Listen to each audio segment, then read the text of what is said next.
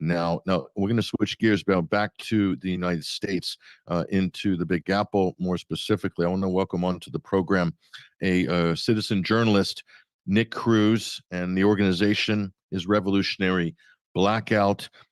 Nick, thank you for joining us on TNT.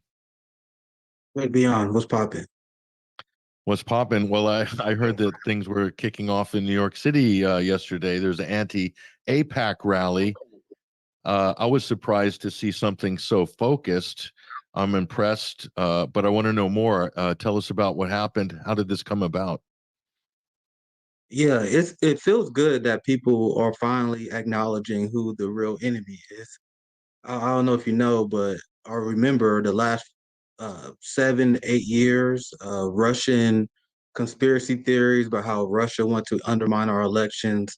The new boogeyman is China. They're saying that China want to undermine our elections. Cuba one does it now. Everyone got interest in our elections, apparently.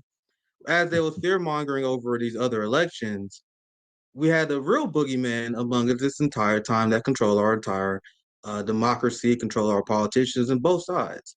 People think they got this illusion of democracy, and AIPAC is one of the instruments that completely dismantled the idea that we have any sort of say in what our politicians do. AIPAC brags about it. Like on their website, I don't know if you saw their website, they bragged about how around like 97% of the candidates that they backed in the election won. They brag about how 13 candidates that wasn't pro-Israel enough for them, they helped defeat. So as liberals were pretending that there was a Russian boogeyman, it was actually Israel the entire time. Speaking of New York, there's a special election for George Santos' seat. Do you want to know what the options that people in New York have for that seat? There's a candidate who was a former IDF soldier, a dual citizen of Israel, who's running in that election, and she made it quite clear that her number one priority is representing the state of Israel, not her constituents. So surely the people in New York have another choice in that election, right? The Democrat that challenging her as well is another pro-Israel Democrat who he even said that he don't even support conditions for Israel. Swazi, if I remember right, Tom Swazi. He said he don't support conditions for Israel, even as they committing a genocide right now, as they bombing kids. That's the two choices they have in New York: an IDF soldier or a loyal Israeli politicians who don't want conditions on Israel. That's the choice you have in this country, and that's because of organizations like AIPAC. So at this point, we need to be at an all means necessary approach of opposing Israel.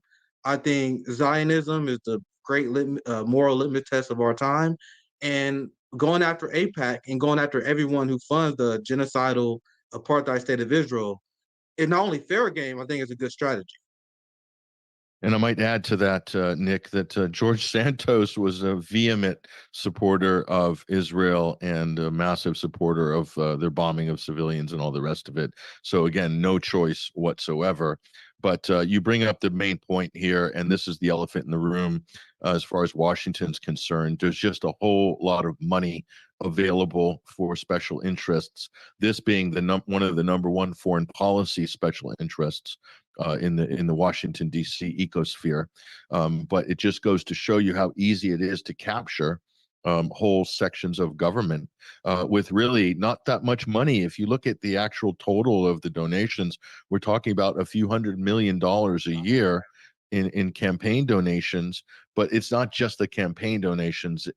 You also have other NGOs who sort of go on the attack, and certainly members of the squad have been targeted. This is the progressive Democrat coterie led by Alexandria Ocasio-Cortez. They've been kind of knocked into position on this issue a little bit as well. I know the attacks have been massive. They've threatening to primary anybody that goes, off the reservation, as it were, on this issue of Israel. So yeah, go ahead.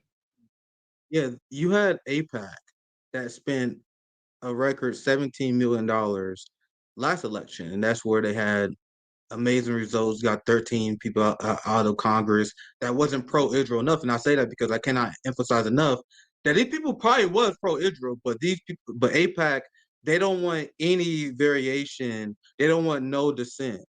You have members of the squad who voted for the Iron Dome, like Jamal Bowman, for example. You have members of the squad who wasn't. They don't oppose Israel on everything. You know what I mean? That you see Bernie Sanders who refused to call for a ceasefire for a very long time. John Ferryman passed in his progressive card for the sake of Israel.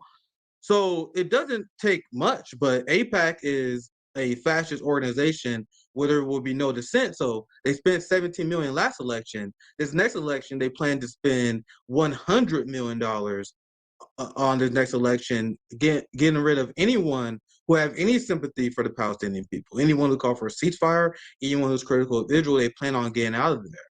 And this is what happens when you have a dictatorship of capital.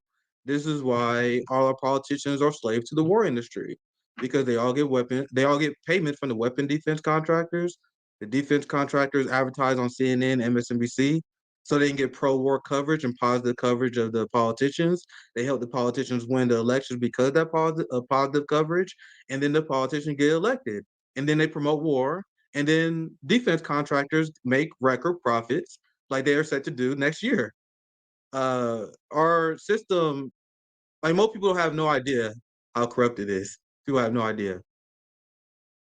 So this is amazing. So you've got pretty much a consensus, a bought and paid for consensus of all Democrats, all Republicans. They're all on board with this agenda. But then you have the people that are not on board with the agenda, and they're coming out in record numbers right now, Nick. And what we're seeing on the streets since October, early October, in support of the Palestinian human rights are unprecedented levels. I mean, it's very hard to get an anti-war protest together in America. Trust me. I've tried and I've seen people try. It's not easy. And the millions of people collectively out in the street across the country. It's been amazing. So I see this big gulf between the values of the people, the electorate, and then the values of Washington, D.C. on this issue. There's a huge gap. Yeah. And I think this is just increasing. What were the numbers like with this anti-AIPAC protest, and what was the reactions from it? Did the media react and call it, try to mischaracterize it? What was the reactions? I want people to understand that we are seeing the largest anti-war protest since the Vietnam era. And it's because of the Palestinians. It's quite incredible, isn't it? And I never seen Israel lose the PR war, public perception like this. And that's why you see Zionists are now importing their fascist ideology from Israel, where now they're trying to suppress the free speech of young people, essentially anyone. They're using and weaponizing their capital to ruin the lives of adults. They are blacklisting pro-Palestinian students to our college campuses. You truly seeing an attack on freedom of expression, freedom to resist the government.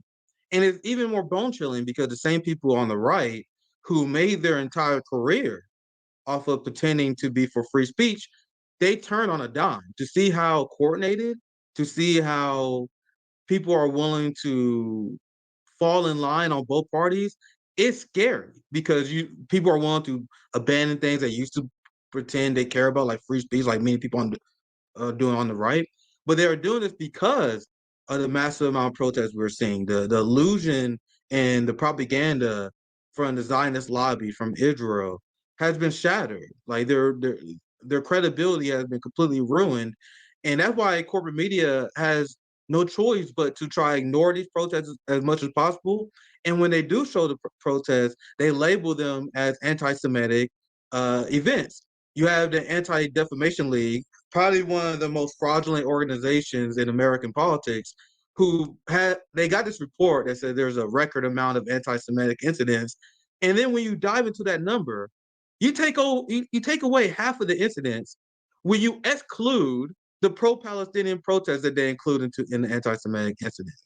So when you see that, even though it may be annoying to witness and bear witness to, it's nothing but a positive thing that they are throwing the anti-Semite label at everyone. Their attempts to suppress free speech, that's because we got them they're back against the wall. It's because they're panicking and they're resorting to their old school tactic of just rank authoritarian fascism to suppress any dissent whenever they lose support of the populace. Yeah, I think it's pretty obvious that where the moral high ground is on this issue, and people who've been following this issue for a long time are, when look what when this kicked off on October 7th, many of us were surprised in how it kicked off, but we weren't surprised that it kicked off because it was just one in a series of events that just basically define this struggle from 1948 till the present. It's a liberation struggle. Everybody knows that. It's been looked at like that for decades, and all of a sudden this year it's been rebranded and repackaged in the media to be Hamas versus Israel all of a sudden. And so in that sense, they've tried to redefine it, but it's not working.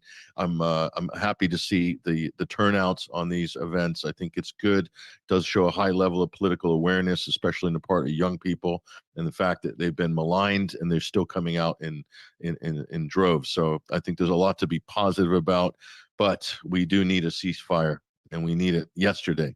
And that's the number one priority. I hope that you guys are getting that message across, Nick, in the work that you're doing. We need to keep the pressure on our political leaders to do something on this and move quickly, because lives are at stake. But we appreciate your work, and let's keep this line of communication open. We're also going to direct people to your Twitter feed. We've tagged you on Twitter. Give us a shout out of where people can follow your work, Nick, before we break.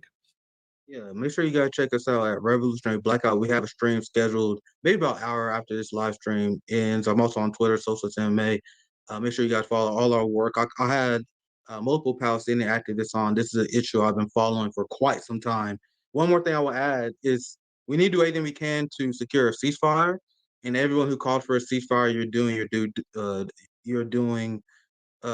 duty for humanity. But I want to be clear, and this is the message that we advocate for on RBN. Ceasefires are good, but it's ceasefire. It's ceasing the fire temporarily. The cause that we need people to support is ending the occupation, ending the criminal apartheid regime of Israel. I know it may be intimidating to ask those things, but we cannot allow electoral politics to limit our imagination. There need to be justice for Palestine. I appreciate your coverage. I appreciate you speaking about this issue because it's important. We need everyone cover this. So I appreciate everyone who does, including your coverage of it. It's been fantastic. And I'm more than happy to come back on again. So thank you for having me on. Thank you. Nick Cruz, ladies and gentlemen, Revolutionary Blackout. Follow him.